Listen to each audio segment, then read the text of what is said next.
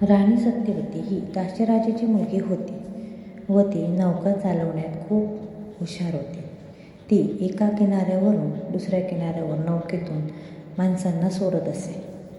एकदा काय झाले, यमुना तीरी पराशर नावाचे ऋषी आले. त्यांनी ते राणी सत्यवती हिच्या नौकेमध्ये विराजमान झाले व दुसऱ्या किनाऱ्यावर सोडण्यासाठी त्यांनी सांगितले. राणी सत्यवतीचे सौंदर्य बघून ऋषी पराशर तिच्या सौंदर्यावर भारावून गेले व त्यांच्यातूनच त्यांना ऋषी व्यासमुनींचा जन्म झाला. व्यासमुनी यांना कृष्णद्वैपायन असेही म्हणतात, कारण की त्यांचा जन्म द्वीपांमध्ये झाला व त्यांचा रंग कृष्णासारखा निळा होता, म्हणून त्यांना कृष्णद्वैपायन असेही म्हणत. आता राणी सत्यवती हिने एक मत्स्यकन्या होती. तिच्या शरीराला मत्स्यासारखा सुगंध येत असे. त्यासाठीच राणी सत्यवती हिने पराशर ऋषींना विनंती करून सांगितले की माझ्या ह्या मत्स्यासारख्या येणाऱ्या वासाचे रूपांतर सुगंधामध्ये करा. त्यावर ऋषी पराशर तथास्तु म्हणाले व त्यानंतर हे मत्स्यकन्येचे रूपांतर सुगंध अशा येणाऱ्या कन्येमध्ये झाले. भटकत रानवन तुळवे पार करीत यमुनेच्या तीर प्रदेशाला आला राजा शंतनू.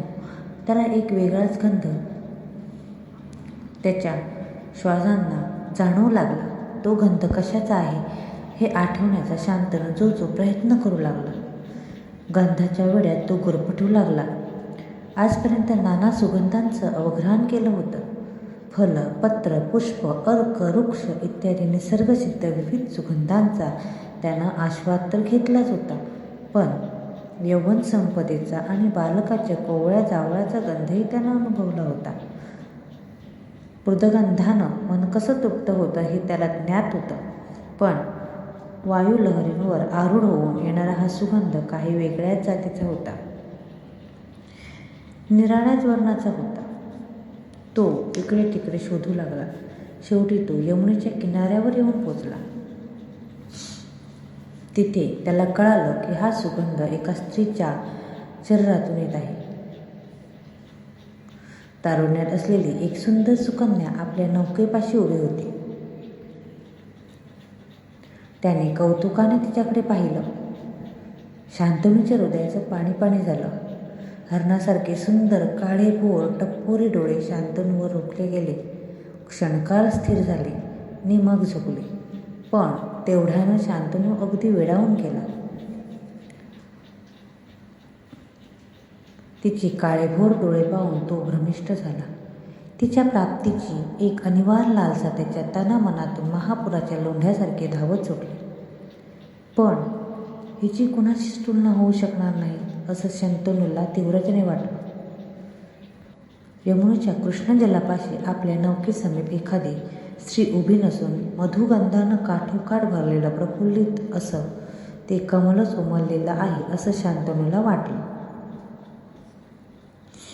हस्तिनापूरचा तो पराक्रमी सम्राट मानसीच्या सर्व आकांक्षा पूर्णत्वाला नेऊ शकणारा होता. मनात आणलं तर त्या क्षणीच आपल्या रथात त्याने वायुवेगाने राजधानीत घेऊन येऊ शकला असता. परंतु शंतनू राजा तसा नव्हता. त्याला बळजबरी करायची नव्हती.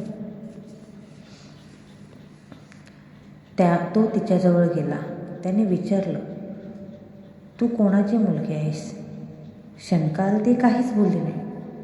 मग ती बोलली, मी धीवर कन्या, दाक्षराजाची मुलगी, आणि ते माझे घर. तिने बोटाने इशारा केला. यमुना तीराजवळच्याच एका प्रशस्त वाटणाऱ्या घराच्या दारात एक वृद्ध उभा होता. पण तुझं नाव काय? शंतनूने विचारलं. त्यावर ती म्हणाली, माझं नाव सत्यवती. सत्यवती हे तुझं नाव मोहक आहे. क्षत्रियाची पत्नी होण्यास तू योग्य आहेस, कारण तू सत्यवती आहेस. दाक्षराजा त्याच्या स्वागतासाठी पुढं आला. आपल्या कन्येची अभिलाषा धरणारी कोणी सामान्य पुरुष नसून आपल्या हस्तिनापूर नगरीचा पराक्रमी सम्राट शांतनूच आहे हे त्यानं ओळखलं. शांतनू म्हणाला, मी सत्यवतीला मागणी घालायला आलो आहे. शांतनूनं लगेच सांगून टाकलं, मी तिला माझी राणी करणार आहे. पण महाराज, दासराज बोलता बोलता थबकला. बोला, शंतनू म्हणाला. बोला, मनात काय असेल ते स्पष्ट सांगून टाक, शांतनूने बजावलं. आपली पूर्ण संपत्ती मिळाल्याखेरीज मी हिला इथून नेणार नाही. त्यावर राजा दासराज म्हणाले. ते पहिले नतमस्तक झाले व म्हणाले, या सुंदर आणि चतुर मुलीला आपल्या इतकं योग्य स्थळ त्रिभुवनातही मिळायचं नाही. पण तरीही मी माझ्या कन्येचं दान आपल्याला करू शकेल असं वाटत नाही. कारण विवाहाआड पृथ्वीतलावर येऊ शकणार नाही. तुम्हाला काय हवंय ते एकदाच आणि सरळ सांगून टाका, असं राजा शांतनू म्हणाले. ते म्हणाले, रौप्य, सुवर्ण, हिरे, माणिक, काय काय संपत्ती हवी तुम्हाला? पशुधन पाहिजे, सगळं काही देतो. त्यावर दासराज म्हणाले, ही तुमची खूप कृपाच आहे, पण या म्हातारल्या संपत्तीचा काय उपयोग? ईश्वर कृपेने मला माझं पुरेसं आहे.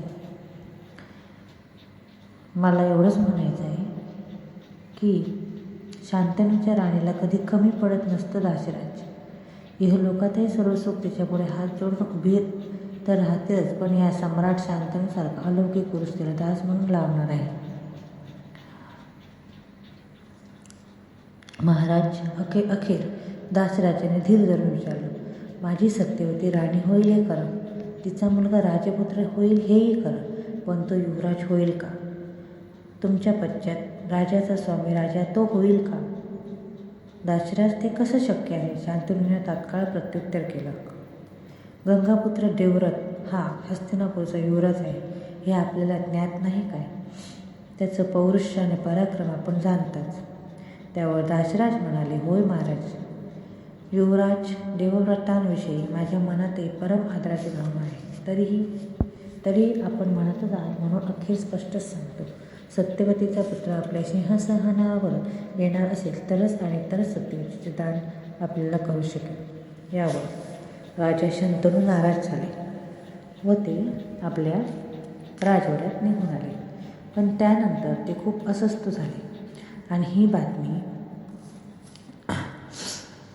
देवव्रत म्हणजेच भविष्यातील भीष्मांना कळाली. त्यांच्या सेनापतींकडून सर्व कहाणी देवव्रत यांना कळालीच होती. ते शांतनू राजाच्या म्हणजेच त्यांच्या वडिलांच्या दालनात गेले व त्यांनी शांतनू राजाची समजूत काढली. ते म्हणाले, मला कोणत्याही प्रकारचा राजा किंवा युवराज व्हायचं नाही आहे. तुम्ही राणी सत्यवतीशी जरूर लग्न करावं, परंतु